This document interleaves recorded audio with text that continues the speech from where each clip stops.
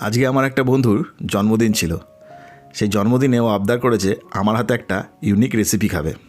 Unique কী recipe বানাবো তাই ভাবতে ভাবতে বানালাম আজকে গাজরের পায়েস। চালের পায়েস তো সবাই খায় জন্মদিনে, আজকে বানাবো গাজরের পায়েস। তার জন্য লেগে পড়লাম। তো প্রথমে গাজরগুলোকে এরকম করে গ্রেট করে নেব।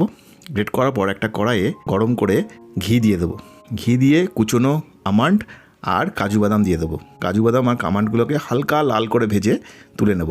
এরপর গ্রেট করে রাখা গাজরটা দিয়ে দেব, দিয়ে ভালো করে ভাজবো যতক্ষণ না গাজরের জলটা শুকিয়ে যাচ্ছে।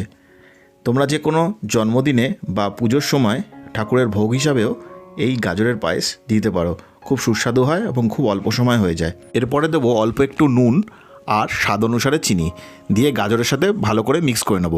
তারপর গাজরের জলটা সম্পূর্ণ শুকিয়ে গেলে ওপরে দিয়ে দেবো হাফ লিটারের মতন ঘন দুধ। এখানে আমি ফুল ক্রিম দুধ নিয়ে নিয়েছি, আপনারাও ফুল ক্রিম দুধ দিলে টেস্টটা খুব ভালো হবে। তারপর দিয়ে দেবো অল্প একটু গোবিন্দভোগ চাল। গোবিন্দভোগ চালটা ইউজ করেছি ফ্লেভারের জন্য।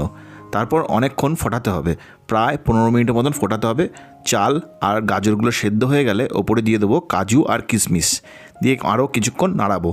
নাড়াতে নাড়াতে দেখবেন যখন ঘন হয়ে গেছে তখন গ্যাসের ফ্লেম বন্ধ করে দেবে। প্রস্তুত হয়ে গেল বন্ধুর আবদারের ইউনিক একটা রেসিপি গাজরের পায়েস।